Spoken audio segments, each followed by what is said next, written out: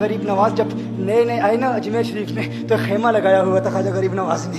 خیمے میں خواجہ غریب نواز عصر سے لے کر مغرب کے وقت تک روتے رہتے تھے. ایک نوجوان اجمیر سے باہر گیا ہوا تھا پڑھنے کے لیے, کچھ عرصے کے بعد واپس آیا اور اس خیمے کے قریب سے گزر ہوا اور گزرا تو رونے کی آواز آئی. فوراً دیکھتا ہے کہ خواجہ غریب نواز رو رہے ہیں, ابھی غیر مسلم ہے, اسلام قبول نہیں کیا. فوراً گھر جاتا ہے, ماں سے پوچھتا ہے, ماں یہ مسلمانوں کا گرو کیوں روتا ہے, مسلمانوں کا بابا کیوں روتا ہے؟ میں ہر روز گزرتا ہوں, عصر سے مغرب کے مابین جو وقت ہے یہ روتا ہے. ماں نے کہا جاؤ اس سے پوچھ لو کیوں روتا ہے. وہ نوجوان خواجہ غریب نواز کے خیمے کے اندر آیا, کہا بابا میں ہر روز یہاں سے گزرتا ہوں, آپ کے رونے کی آواز آتی ہے, بتائیے آپ کیوں روتے ہیں؟ کہا جاننا چاہتے ہو میں کیوں روتا ہوں؟ میں نے ایک مدت اپنے مرشد کے ساتھ گزاری ہے, مرشد کی خدمت میں گزاری ہے, مجھے اپنے پیر کی یاد رلاتی ہے, پیر کی یاد رلاتی ہے. میں عصر سے مغرب کے وقت تک اپنے مرشد کی یاد میں روتا رہتا ہوں. اس نوجوان نے کہا اچھا میں نے تو سنا تھا کہ انسان کو جب درد ہوتا ہے, تکلیف ہوتی ہے تو تکلیف انسان کو رلاتی ہے, آپ کو تو محبت ہے,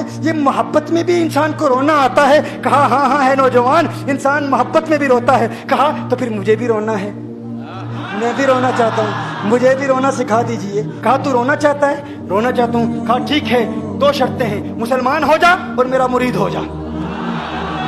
کہا میں ماں سے اجازت طلب کروں گا. ماں کے پاس گیا اجازت لینے کے لیے. ماں نے کہا تو ضدی ہے, جب تو ارادہ کر لیتا ہے, جو ارادہ کرتا ہے تو پورا کرتا ہے, جا جو کرنا چاہتا ہے کر لے. خواجہ غریب نواز کے بارگاہ میں حاضر ہوا, عرض کرتا ہے بابا میں پھر مسلمان ہونا چاہتا ہوں, مجھے مرید کر لیجئے. خواجہ غریب نواز نے مرید کر لیا, خواجہ غریب نواز کا مرید ہو گیا. اب خواجہ غریب نواز نے کہا اب وقت سارا میرے ساتھ گزرے گا. ناشتے کے وقت خواجہ غریب نواز کے ساتھ, سحری کے وقت خواجہ غریب نواز کے ساتھ, سحر کے وقت خواجہ غریب نواز کے ساتھ, پورا دن اسے خواجہ غریب نواز کے قرب کی کچھ ایسی عادت ہو گئی, خواجہ غریب نواز کا دیوانہ ہو گیا, ان کا عاشق ہو گیا. کچھ عرصہ گزرا, خواجہ غریب نواز نے فرمایا اب تیرے لیے 3 دن کی چھٹیاں ہیں, 3 دن کے لیے چھٹیاں ہیں, 3 دن کے لیے چلا جا. اس نے کہا مسئلہ ہی کوئی نہیں, ایشو ہی نہیں, پرابلم ہی نہیں, ٹھیک ہے 3 دن کے لیے چلا جاتا ہوں. اب جب 3 دن کے لیے گھر گیا, کہا 3 دن کے لیے تو اب مجھ سے ملاقات نہیں کر سکتا, مجھ سے ملنے کی اجازت نہیں ہے. اس نے کہا ٹھیک ہے نہیں ملوں گا. گھر گیا, پہلے دن جب گھر گیا یہ وہ نوجوان تھا جو 3 روٹیاں کھایا کرتا تھا, آج ایک لقمہ بھی نہیں کھا پایا, ایک لقمہ بھی نہیں کھا پایا. اسے کچھ ہو گیا, کہہ رہے مجھے کچھ ویکیوم سا محسوس ہو رہا ہے, کچھ دل میں کمی سی محسوس ہو رہی ہے. یوں وقت گزرتا گیا, رات کا وقت آیا, آنکھ نہ لگی, سو نہ پایا, مکان کی چھت پر چلا گیا. ماں نے دیکھا بیٹا چھت پر کیوں چلا گیا؟ ماں چھت پر جاتی ہے, بیٹے کیا ہوا؟ کہا پتہ نہیں ماں, پتہ نہیں ماں, میں تو فوراً سو جاتا تھا, آج نیند بھی نہیں آ رہی, آج کھانا بھی نہیں کھا پاتا. ماں تو چلی جا. ماں چلی جاتی ہے. یوں جب سحری کا وقت ہوتا ہے اس کی آنکھوں سے اشکوں کی برسات جاری ہوتی ہے, اس کی آنکھوں سے اشکوں کی برسات جاری ہوتی ہے. وہ رو رہا ہے, اس پر رکت تاری ہے. ماں آتی ہے, بیٹے کیا ہوا؟ کہا ماں مجھے پیار ہو گیا ہے, ماں مجھے محبت ہو گئی ہے, ماں مجھے عشق ہو گیا ہے. جا غریب نواز کے پاس, کہا مجھے بلا لو. اب یہ جدائی برداشت نہیں ہوتی,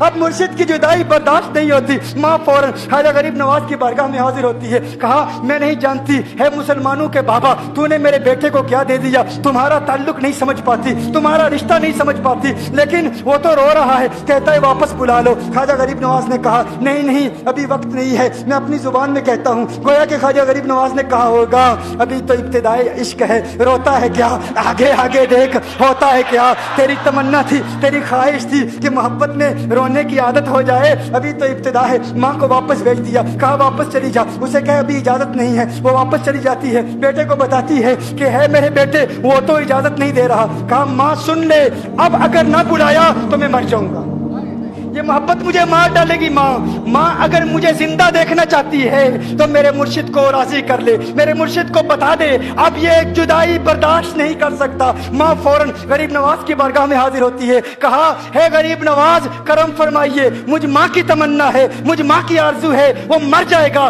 کہا ماں کی تمنا ہے, تیری بات مانتا ہوں, جا اسے واپس بھیج دے. وہ فوراً بھاگتا ہوا خواجہ غریب نواز کی بارگاہ میں حاضر ہوتا ہے. اس وقت خواجہ غریب نواز اپنے مریدوں کو درس دے رہے ہیں, ایک مجمع لگا ہوا ہے. وہ فوراً خواجہ غریب نواز کے دروازے پر کھڑا ہوتا ہے اور پھر مرید یہ منظر دیکھ رہے ہیں. خواجہ غریب نواز کو دیکھتا ہے, خواجہ غریب نواز اسے دیکھتے ہیں. اور میں نے کہا تھا نا نگاہ مست ملائی تو میں پلا کے اٹھے, جہاں وہ بیٹھ گئے میں قدا بنا کے اٹھے. خواجہ غریب نواز نے اس کی آنکھوں سے آنکھیں ملائی اور پوچھا اب پتا چلا محبت میں رونا کیسے آتا ہے, اب پتا چلا. اس نے کہا ہے غریب نواز کرم فرمائیے. فوراً غریب نواز नवाज को पुकारता हुआ गरीब नवाज के कदमों में आ गिरा, गरीब नवाज के कदमों से लिपट गया। अब मुरीदीन इस मंजर को देख रहे हैं और हैरान हो रहे हैं कि सिर्फ वो मुरीद ही नहीं रो रहा, सारे मुरीद रो रहे हैं, इस प्यार के रिश्ते को देख रहे हैं। और फिर एक अजीब और गरीब मंजर, ख्वाजा गरीब नवाज ने कहा, आज रात तूने खाना खाया था? कहा नहीं खाया था, नहीं खाया था। ख्वाजा गरीब नवाज ने फरमाया, मैंने भी नहीं खाया था, मैंने भी नहीं खाया था, मैंने भी नहीं खाया था। फिर ख्वाजा गरीब नवाज ने फरमाया, आज रात सोया था? कहा नहीं सोया था। कहा आंख मुझे भी नहीं लगी, नींद मुझे भी नहीं आई। ये मंजर सब मुरीद देख रहे हैं, वो मुरीद भी रो रहा है और ख्वाजा गरीब नवाज की आंखों में अश्कों की बरसात जारी है। ये वो रोने वालों का मकाम है।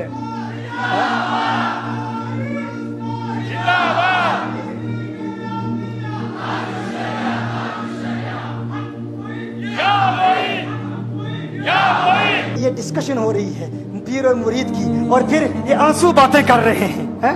मेरी दास्तान हसरत वो सुना सुना के रोए, मेरी दास्तान हसरत वो सुना सुना के रोए, मेरे आजमाने वाले मुझे आजमा के रोए। कोई ऐसा अहले दिल हो कि फसाना है मोहब्बत, मैं उसे सुना के रोऊं, वो मुझे सुना के रोए। मैं उसे ये रोने और हम रोने पे आ जाएं तो दरिया ही बहा दें। ये चिश्तियों का रोना है, हम रोने पे आ जाएं तो दरिया ही बहा दें। शबनम की तरह हमें रोना नहीं आता।